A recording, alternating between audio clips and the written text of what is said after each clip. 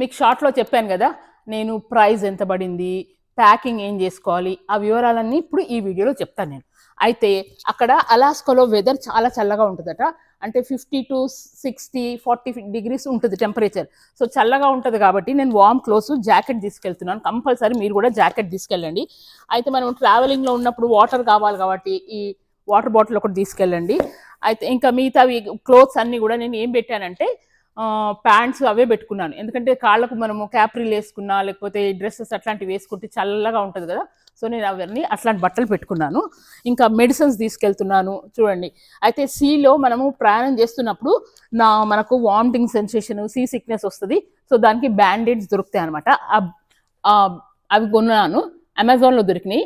అలాగే ఒక సూది, దారము అట్లాంటివి కూడా పెట్టుకున్నాను. పేస్ట్, ఎందుకంటే వాళ్ళు అన్ని ఇస్తారు కానీ మనకు పేస్ట్ ఇవ్వరు. సో పేస్ట్ పెట్టుకున్నాను, బ్యాండేడ్లు పెట్టుకున్నాను, అన్ని చార్జర్లు పెట్టుకున్నాను.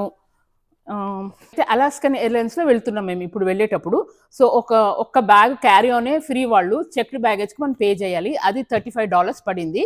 సో తీసుకున్నాము, అయినా కానీ ఫుల్ అయిపోయినాయి. ఎందుకంటే ఇప్పుడు ఆల్మోస్ట్ మేము 10 days ఉంటాం. సియాటల్లో 2 days, క్రూజ్లో 7 days. కాబట్టి 10 days ట్రిప్ కాబట్టి బట్టలు బాగానే ఉంటాయి. ఇటు వార్మ్ క్లోత్స్ ఉండాలి, అవి ఉండాలి, జాకెట్లు ఉండాలి. కాబట్టి చాలా తీసుకెళ్తున్నాము. అందుకని చెక్డ్ బ్యాగ్ తీసుకున్నాం. మళ్ళీ వచ్చేటప్పుడు మనం ఇడిచిన బట్టలు ఎక్కువైపోతాయి కదా మనకు అనుకోకుండా. అందుకని ఒక బ్యాగ్, ఎంటీ బ్యాగ్ కూడా తీసుకెళ్తున్నాను. అప్పుడు మాకు వచ్చేటప్పుడు మేము డెల్టాలో వస్తున్నాము. డెల్టాలో మా చెల్లె వాళ్ళ కూతురికి 3 bags ఉన్నాయన్నమాట ఫ్రీ. సో అదే చెప్తానన్నాను కదా ఫ్లైట్కి నాకు ఎంత పడిందో. సో అట్లాంటా నుంచి సియాటల్ నుంచి మళ్ళీ అట్లాంటాకి నాకు ప్రైస్ వచ్చేసి $965.97 పడింది. అంటే వెళ్ళేటప్పుడు అలాస్కన్ ఎయిర్లైన్స్లో వెళ్తున్నా, వచ్చేటప్పుడు డెల్టాలో, మా ఇద్దరికి, నాకు నరేన్కి. తర్వాత క్రూజ్కి, మా ఇద్దరికి క్రూజ్కి 2500 పడింది. $2523.30 పడింది ఇద్దరికి. ఇది కార్నివల్ స్పిరిట్ అనమాట, మేము వెళ్ళేది కార్నివల్ క్రూజ్. ఇంకా మేము అక్కడ యాక్టివిటీస్ 4 days ల్యాండ్ పైన ఉంటాము. అక్కడక్కడ మధ్యలో ఆపుతారనమాట. ఆపినప్పుడు మనము యాక్టివిటీస్ వెళ్తాం కదా.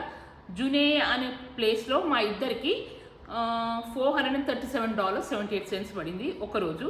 ఇంకోటి స్కాగ్వే షోర్ ఎక్స్కర్షన్ యూకాన్లో ఇద్దరికి $290 పడింది.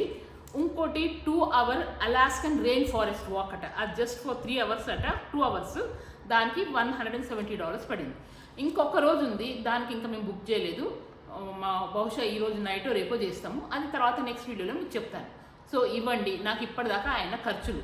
సో నేను ఏదో చీప్ అనుకున్నాను కానీ అలాస్కన్ క్రూజ్ చాలా ఎక్స్పెన్సివే.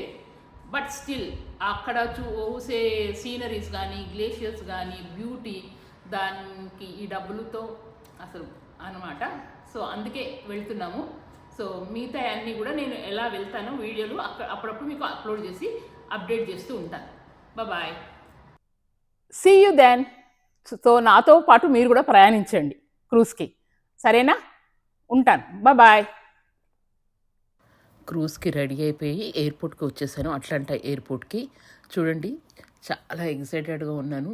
సో ఆ క్రూజ్ ఎలా ఉండబోతుందో ఆ ఇన్ఫర్మేషన్స్తో అన్నీ మీకు ముందుకు త్వరలో వస్తాను.